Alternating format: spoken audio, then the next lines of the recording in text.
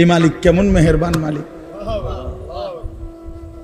ওয়ালানাজজিয়ান্নাহুম আজরাহুম বিআহসানি মা কানু ইয়ামালুন।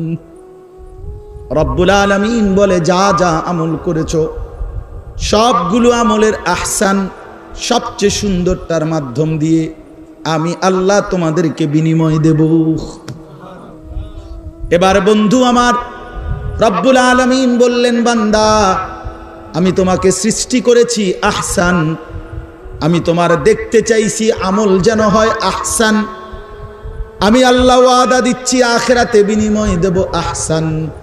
এবার আপনি বলবেন, আল্লাহ এবার আপনি তাইলে আমারে বলে দেন আমার জিন্দিগি, আমার আমল, আমার এই হায়াতের মধ্যে আমার জীবন আহসান হবে কিভাবে, আমার জীবন আহসান হবে কিভাবে, আমি নিজেকে আহসান দুনিয়ায় বানাবো কিভাবে।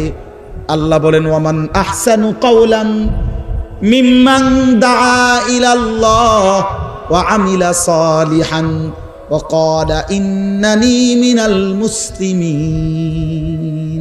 এই তিন জিনিস বুঝায়া দাও, নিজের পরিচয় আহসান লিখে নাও। হ্যাঁ, ওমান আহসানু কাওলান, এই তিনটা জিনিস বুঝে দাও, তুমি আমারে বুঝিয়ে দাও, আমি রব্বুল আলামিন থেকে আহসানের কাগজটা বুঝে নাও।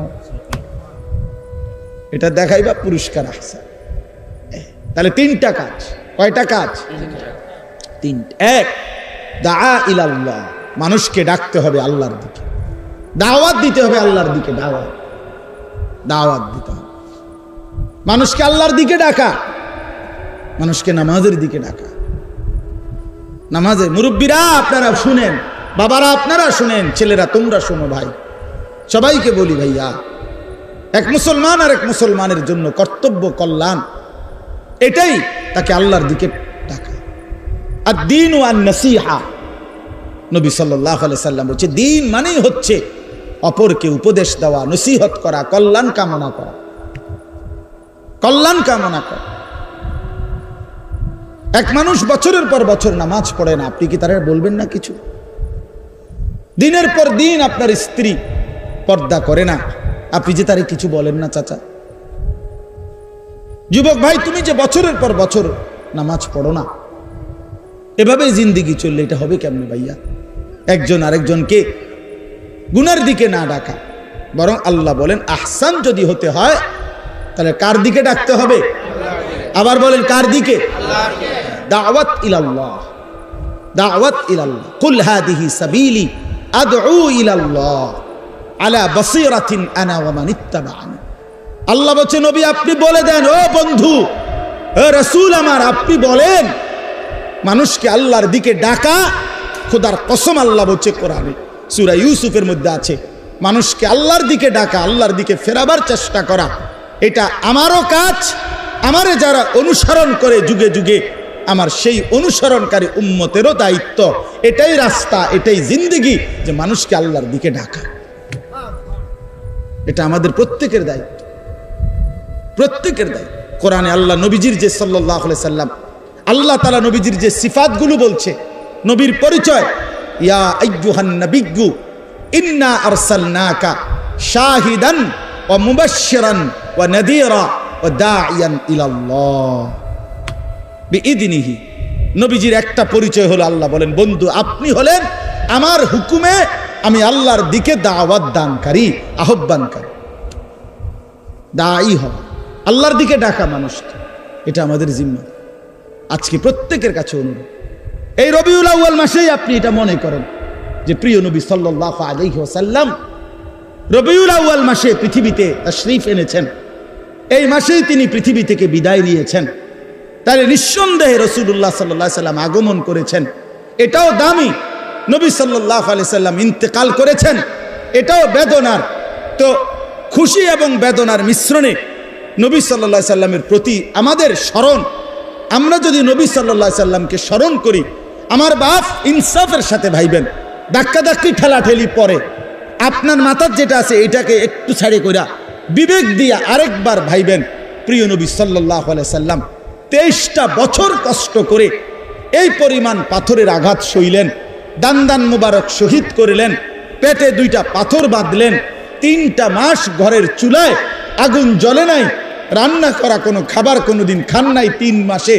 খোদার কসম করে বলেন, আল্লাহকে সাক্ষী রেখে বলেন, এত কষ্ট, এত মেহনত, এত পাথরের আঘাত, এত অভুক্ত থাকা, এত ক্ষুধার্ত, এত চোখের পানি ফেললেন শুধুই কেবল নবীজির জন্য আমরা ঢাক বাজাবো, ঢোল বাজাবো, আমরা নবীজির জন্য কিছু উৎসব করব, এই এতটুকুর জন্যই না? আপনার ইনসাফ এটাই বলে? আপনার বিবেক এটাই বলে বাবা? তাইলে আমাদের বিবেক কোথায়? তার সুন্নাত মানবে কে? মিসওয়াক কে করবে? দস্তরখান কে বিছাবে? সমস্ত কাজ ডান দিকে, নেক কাজ, উত্তম কাজ কে করবে? টয়লেটে ঢুকতে তার সুন্নাত, বের হওয়ার পরে তার সুন্নাত, ঘুমাইবার সময় তার সুন্নাত, ঘুমাইবার পরে তার সুন্নাত, উঠার পরে, এগুলো কে আমল করবে? নবীজির শেখানো দোয়া এগুলো কে পড়বে বাবা? কার জন্য তিনি আলহামদুলিল্লাহিল্লাযী আত'আমানা, আলহামদুলিল্লাহিল্লাযী আহইয়ানা, গুফরানাকা আলহামদুলিল্লাহিল্লাযী, এই সমস্ত দোয়া খাইতে, খাওয়ার শেষে, বাথরুমে ঢুকতে, বের হওয়ার পরে, অজুর শুরুতে, অজুর শেষে, ঘুমের শুরুতে, ঘুমের শেষে, উঁচু জায়গায়, সমতল জায়গায়, নিচু জায়গায়, ঘরে ঢুকতে, ঘর থেকে বের হতে, যানবাহনে উঠতে, যানবাহন থেকে নামতে, জীবনের প্রত্যেক কদমে কদমে নবীজি যে এই দোয়াগুলো পড়লেন, এক এক সময় এক একটা দোয়া, এটা কোন উম্মতের জন্য? মানে আরো একবার যেই উম্মত আমরা মইরা সাইলে যারা আসবে তাদের জন্য না? তো তিনি এই আমলগুলো কেন করলেন যদি এগুলো আমাদের কোনো কাজেই না লাগলো? বলেন না, বলেন। রাসূলুল্লাহ সাল্লাল্লাহু আলাইহি ওয়াসাল্লাম মৃত্যু পর্যন্ত মিসওয়াক করলেন, আপনি ছেড়ে দিলেন কেন? ও বাবা বলেন, আমার কথা শেষ, বলেন ইনসাফের সাথে। নবী সাল্লাল্লাহু আলাইহি ওয়াসাল্লাম মৃত্যু পর্যন্ত ইতিকাফ করলেন, রমজানের শেষ দশক, হাত্তা তাওয়াফাহুল্লাহ, মৃত্যু পর্যন্ত। ওলামায়ে কেরাম আপনাদেরকেও বলি, ইমাম সাহেব আপনাকেও বলি, আল্লাহর সাক্ষী রেখে মনে করেন, আজ থেকে 11 বছর আগে আমার শায়েখ আল্লামা মুফতি মুশতাকুর নবী সাহেব হুজুর এই প্রথম আমার এই কথা বলছিল যে মাওলানা, নবী সাল্লাল্লাহু আলাইহি সাল্লাম জীবনে কোনোদিন ইতিকাফ রমজানের শেষ 10 দিনে ছাড়েন নাই, হাত্তা তাওয়াফাহুল্লাহ, বুখারীর হাদিস, মৃত্যু পর্যন্ত ছাড়েন নাই, আপনি কোনোদিন করেন নাই। কি বলবেন নবীজির কাছে হাসরের ময়দানে? কসম, আমি সেদিন হুজুরকে বলছিলাম, হুজুর আমি হাসরের ময়দানে জবাব দেব না, আমি আজই জবাব দিলাম, আমি আর কোনোদিন ইনশাআল্লাহ ইতিকাফ ছাড়ব না। আজকে 11 বছর আলহামদুলিল্লাহ হিম্মতের সাথে রমজানের শেষ দশকের ইতিকাফ শায়েখের সাথে করতেছি। এই বছরও আমাদের সাথে 1300 লোক ইতিকাফ করছে। বিশ্বাস হয় না গো? 1300 লোক একসাথে ইতিকাফ করছে, এক মসজিদে একসাথে, 5 তলা মসজিদ, একেবারে সিঁড়ির তলে দিয়ে যে জায়গা, এটার ভিতর পর্যন্ত মানুষ ঘুমাইছে। সিঁড়ির তলে আসিল 9 জন, সিট নাই আর জায়গা নাই, এমনি মাইপা সিট দিছি, শুধু এইরকম এক বিগত করে করে। কি করবো, আর তো কোনো মিলাতে পারতেছি না জায়গা, এই অবস্থা গেছে।